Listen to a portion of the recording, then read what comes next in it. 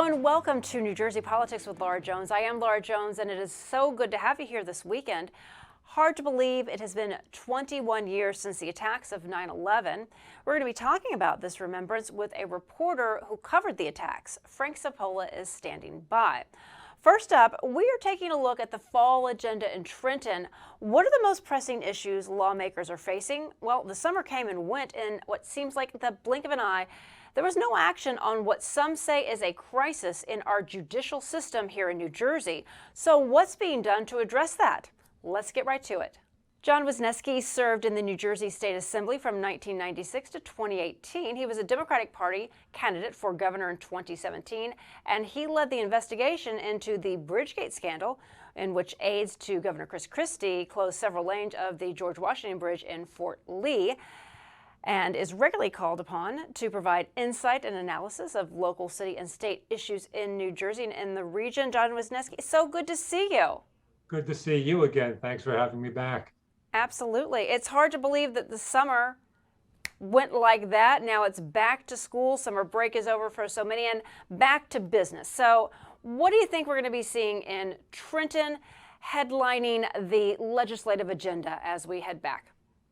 Well, I think one of the biggest issues facing the state is the shortage of Superior Court judges and the 3 vacancies that exist on our Supreme Court.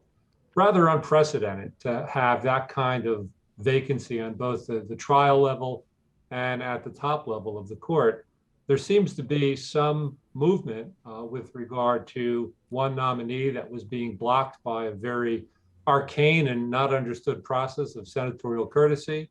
But there's still, I think, something in the order of 15 to 20% of judicial spots in our courts that are vacant.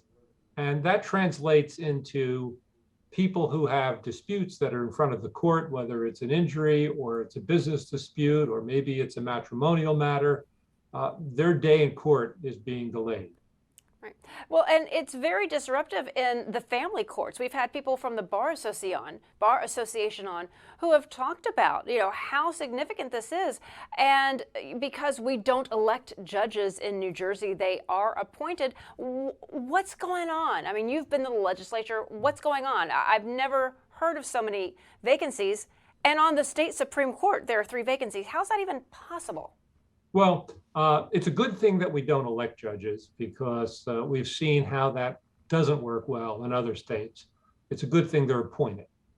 But we have an arcane process. The biggest issue facing the current situation is the existence of this little known process called senatorial courtesy, in which a single state senator can say, I do not want a vote on this nominee if that nominee is from their home county. And so the only way you really get around that is that you have to move, which is a pretty big undertaking for somebody being nominated to either the trial level or the Supreme Court. There's a lot of horse trading that goes on in making judges. While the governor does the nominating, I mean, constitutionally, right? It's the governor's prerogative to nominate individuals to the court. But the reality is that in our system in New Jersey, there's a lot of horse trading that goes on because of the existence of senatorial courtesy. The governor needs to be able to anticipate the objections of a particular state senator. And if they don't fully anticipate that, they wind up with exactly what we've had, is long-term vacancies on the court that should not exist otherwise. So do you see this as not necessarily business as usual in Trenton, because they've had senatorial courtesy for forever. Is this a lack of leadership on the governor's part? Because usually, such and such here might give us some issues, but why don't we, shouldn't the governor be selling it better? Or more prepared, or maybe I'm missing something. Well, I think there's not one simple answer. Clearly, when you come into the process of nominating judges and wielding the power of the office of governor without having any background in exactly the intricacies of New Jersey politics, you do run into exactly this kind of situation where there's a lack of appreciation for exactly how much a single senator can grind the process to a halt, which is what happened here. So I think that's part of it. Let's not forget that we've had a transition in the state Senate. Unexpectedly, Steve Sweeney lost his seat to a little-known truck driver from Raymore and Flanagan. And we have a new Senate president. We have a new Senate Judiciary Committee chair. And so there are a lot of things that have changed that are lending small parts that have now created a big problem. Senator Scutari, who's now the new Senate president, has promised that the Senate would devote the summer to solving this backlog. Easier said than done because of courtesy, because of the fact that you need to get all of these divergent viewpoints within the Senate together to come to agreement on a candidate for a judicial nomination, which says one thing, is that we really need to find a new way of doing this, because this way is leading to the gridlock we have right now.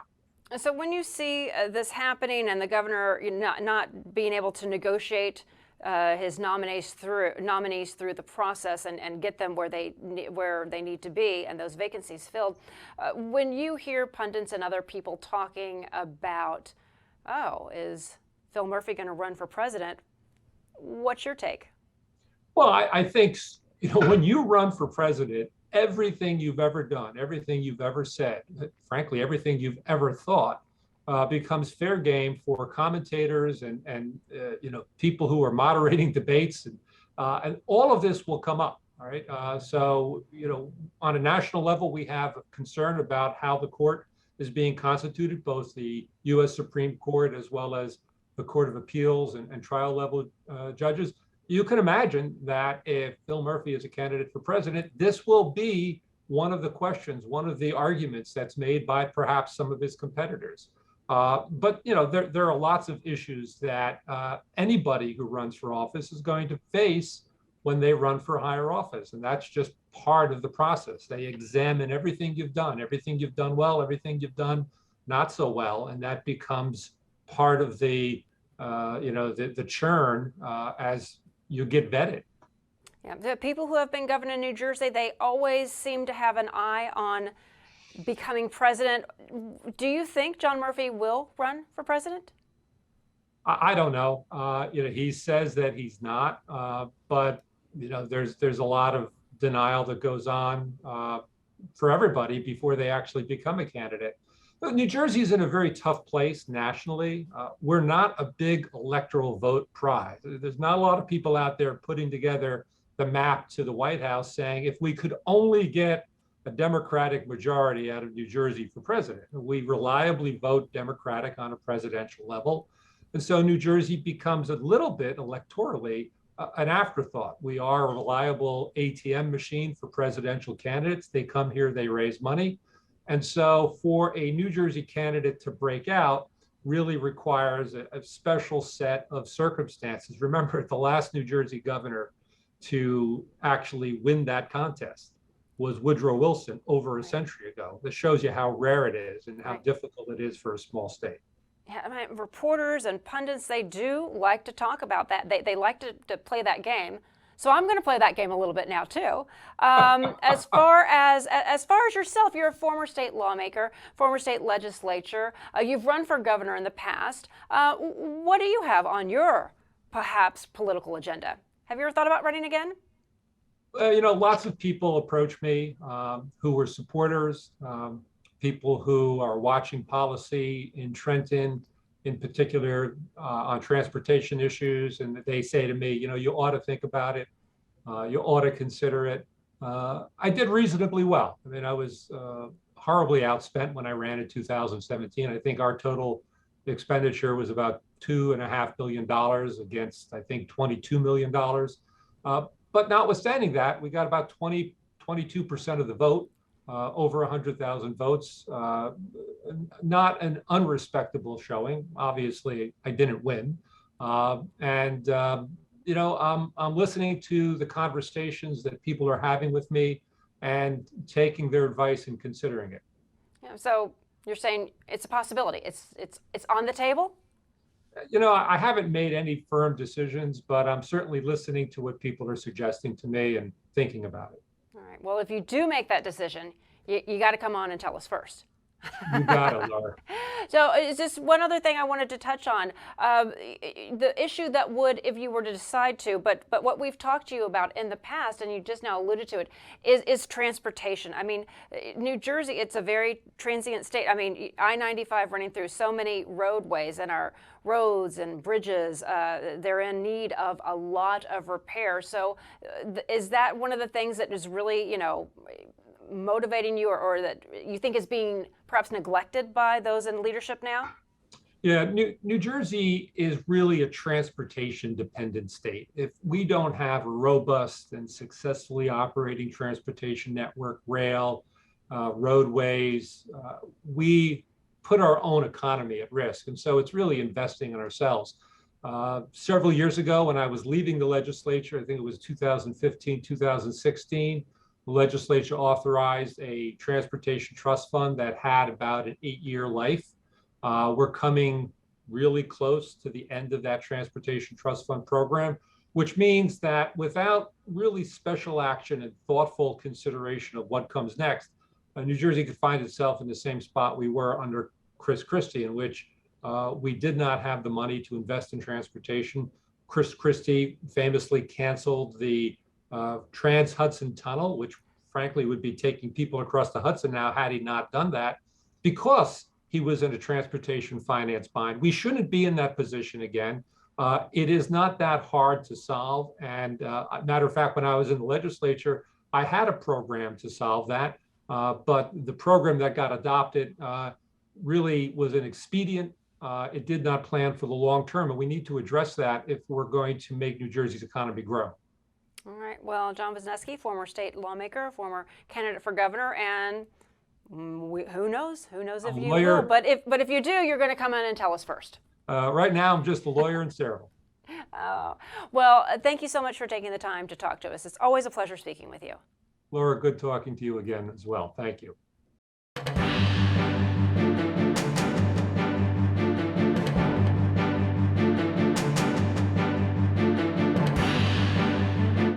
Frank Sapola has been a radio and TV reporter in and around New York City for more than 40 years. He is probably best known to our audiences as the former co-host of News 12 New Jersey's morning editions. He also worked as a reporter and anchor at Channel 9 News in New York City, WNBC Radio, and elsewhere. He currently owns guest placement and media coaching company Contact Media. Frank Sapola, it is so good to see you. Thank you, Laura. Pleasure to be on. Yeah. It's hard to believe we are at the 21st anniversary of 9/11. And our job at the time was to cover that story. And I don't know about you, but I myself didn't always process everything that was happening because I was, we're right in the thick of it. And it sometimes takes stepping back to let certain things resonate. And I know that you have a few stories as we're here upon the anniversary that you'd like to share. Well, first of all, you're absolutely right. A good reporter will put everything aside for the moment, focus on the story, and then later on, when he or she is alone, process all of that. That's what we do. We're able to put all of that aside and focus on the story. My stories of 9/11, ironically, are stories that happened just before. I don't know if people remember, but a week before 9/11, a young firefighter died of a heart attack. I think it was in Brooklyn somewhere, and they had a big funeral for him in Staten Island. And is the case, all the firefighters from all the city turned out. There had to be hundreds of them. In fact, Chaplain Mike Judge was at that funeral as well. So they had a service for him at St. Charles Church in Staten Island, and I was covering it for Channel 9.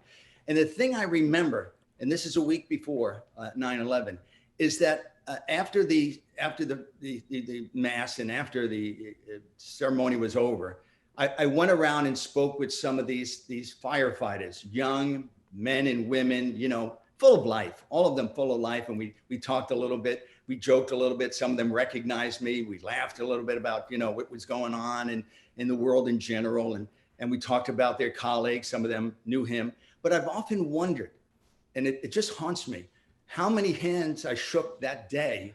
Those young men and women had no idea that in a week they would be dead. They had no idea. And I don't know how many I saw and how many I spoke with, how many hands I shook that day. And it just haunts me to know that some of those people I saw, some of those young men and women, those firefighters, had no idea that they would be gone in a week. And I mean, yeah, go ahead. I'm sorry. Go ahead. I said that just haunts me. That particular thing haunts me. And one other story, which is difficult for me to actually talk about, was just before 9/11, 2 days before, on September 9th. It was a Sunday, and I was sent by Channel 9 to do a story in downtown Manhattan, and it ended at City Hall. And if you knew anything about City Hall in Lower Manhattan, when you sat in front of City Hall, those towers, they just towered over the landscape. You could not look anywhere without seeing these two big towers. And, after a while, as a New Yorker, you become a bit jaded and you see things again and again, and you sort of it just goes into the background. But for some reason that day, I actually took a look at the towers, and I realized that I had to look at them one more time, because that was probably the last time I was going to see them. Something said, look at those towers, take a long look, which is what I did. I turned around and took a long look, and I don't know what told me to do that, but I examined them one more time because they were fascinating. They were just wonderful works of construction and architecture. And it was the last time I really looked at them before they were destroyed. Yeah, a lot of people have moments like that they don't realize that something tells you, look at that. Or, even some of the people who survived. One man was on the fence about, well, do I go to work or do I go to my child's first day of kindergarten? And, he decided to go to his child's first day, and so he was able to survive. Yeah. And they're you are filled with so much, so many thoughts and conflicting emotions. I mean, firefighters, that's their job. It's to run into danger, and nobody's ever ready for that, but that's a little bit more their job. And you talk, when you think about 9/11, all the heroes of the first responders, of the police, of the firefighters, of people coming from all over the country, really coming together, but also people who were first on the scene were people from our profession, or journalists who were there to tell the story. And you don't think, you just go. And not only are you processing what happened later on, there have been some really sad stories of reporters who were there and who had some significant issues, not just emotionally, but some physical issues after 9/11, because they didn't know what they were going into as far as breathing those noxious fumes. And I know this has personally affected some of your friends and colleagues. Yeah. Well, to answer your question, it still lingers on in our industry. First of all, 5 technicians were at the top of one of those towers when planes hit, and they were killed when it collapsed. So 5 of them were killed instantly upon the collapse of those buildings. But I've had very dear friends who were on site every single day, bringing reports to the New York metropolitan area and the world, for that matter. And a lot of them, dear friends of mine, their bodies riddled with cancer, have since passed on. And, no one talks about them. Listen, justifiably, we should honor the firefighters and the police officers. They did a heck of a job under trying circumstances. And the people, of course, in that building had no idea what was coming. But the reporters did that voluntarily. They wanted to report on the story, and a lot of my colleagues are no longer with us. The thing that's a bit troubling for me, and you touched on it very briefly, Christine Todd Whitman, who had left the governorship of New Jersey, and she had moved on to become the Environmental Protection Agency head for the federal government. She came down about a week after the attacks, and she said, and I'm sure she was pressured to do so because you could see in her body language she didn't believe what she was saying. But she said, everything's fine, the air is fine. I was down on the site, you were down on the site. You could smell the plastic and everything else that was ground to dust, and we were breathing that stuff in. And there was no alarm to put a mask on. You saw firefighters on top of that pile with no masks for days. And you knew that the air was not good. I mean, anybody could tell it was not. But Christine Todd Whitman, and I'm sure she was pressured by the Bush administration to say that the air was fine. It wasn't. We knew it. She said it. She shouldn't have. And you remember she resigned to take another position and moved on shortly thereafter. I think that troubles her as well. Yeah. It was also a moment in time where we saw a lot of political leaders coming together, and they were able, in times of sadness and celebration, people do tend to come together. The day before, nobody had their flags up. The day after, everybody had an American flag. And we really saw some leaders stepping up. Do you have any thoughts on that, about how, we really saw some people, like Rudy Giuliani, whether people like him or hate him now because of his association with President Trump, but he was a hero in New York City. He was down there every day, checking that. That was very personal to him. Well, this is a very good question. I don't want to get into the political realm as much as I often do, but I think when you have that consensus, and I think President Bush at that moment had a 93% approval rating or something like that, it's what you do with that unity. How do you utilize that unity? Take that, use it for good. And I think, and I'm sure history will show, his miscalculation in Afghanistan and Iraq just caused more war, more killing. I think there would have been a better way to do this had there been maybe another president. He did what he did. We have to live with it. But I don't think he capitalized on that unity at that moment, because here we are, 21 years later? We're more divided than ever before. Right, and that's what's so heartbreaking.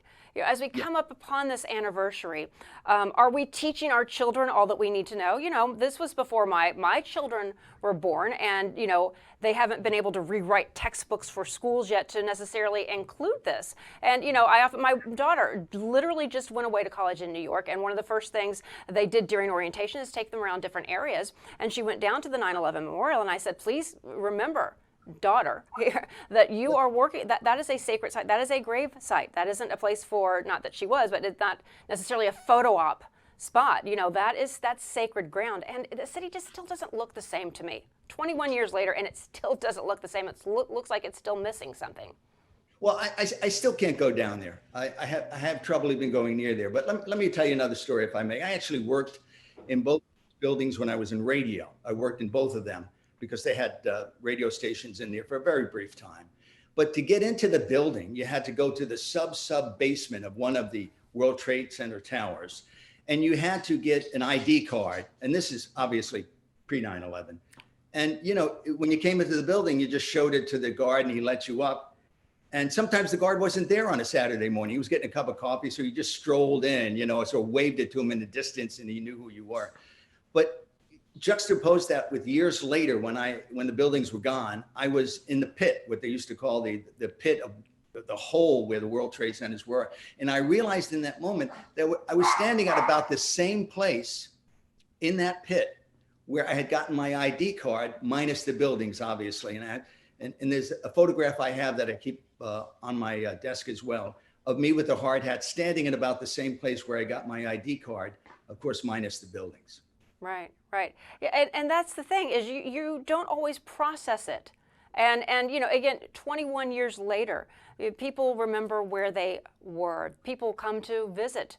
And sometimes it becomes just as emotional, if not more emotional sometimes, after the fact. I know myself, just listening to your stories, I'm getting chills, and maybe because I'm not there in that work mode, because that's something. I think that's what got me and a lot of other reporters through reporting of 9/11, was being able to work and getting that information out and not having to deal with the gravity of what has happened and what really changed our country. We talk about how the pandemic has changed our country, but that really changed our country, and so many of the measures that were put in place, from flying, going through the airport security, to IDs that are needed, those didn't exist 21 years ago. Yeah, well, you're absolutely right. And, I've had people ask me about it. Certainly my stories are not as poignant, but, to answer your question, it took me about 6 months. I remember about 6 months after 9/11, I sat down and realized what I had seen and what I had done and the ramifications of it. And that's when it really hit me. It took me about 6 months, because for 6 months, like any good reporter, and you know what I'm talking about, you're focused on the story. And it was just sort of waning just a little bit after like 6 months or so. And I sat down one day in my house. It was late in the evening, and I processed it all. And I realized that this was a monumental attack, a historic attack. And I had to, I got choked up again thinking about everything I had seen, some of which I still can't talk about. Right. Well, and that's the thing. You have so many moments in history which everybody reads about and knows about. And then just to think that, you know, you, I, so many of our colleagues were there, they were covering it. We know people who have passed, people who died in the attacks, and the impact that it had in New Jersey. I mean, I had to go to the Trenton train station and look to see what cars were still there. I mean, you know, it is haunting to this day. And it's 21 years later. To me, it's yesterday, but it's 21 years later. And then it'll be 25 years later and 50 and so on and so forth. But, you know, you're absolutely right. That was a historic moment. And I don't know if we've done enough to protect ourselves. I would hope we would. But, you know, it still haunts me, especially shaking the hands of those young firefighters a week before now. Right. Well, one of the things that, and I'm so glad that you were able to come on today, that I think is the biggest thing we can do is continue to share the stories and to talk about it and to know that they truly are not forgotten, whether they were in the attacks, their families who are still behind, those first responders, those who continued to work on it. We remember them all. And Frank, I'm so thankful that you were able to come on today to talk about it.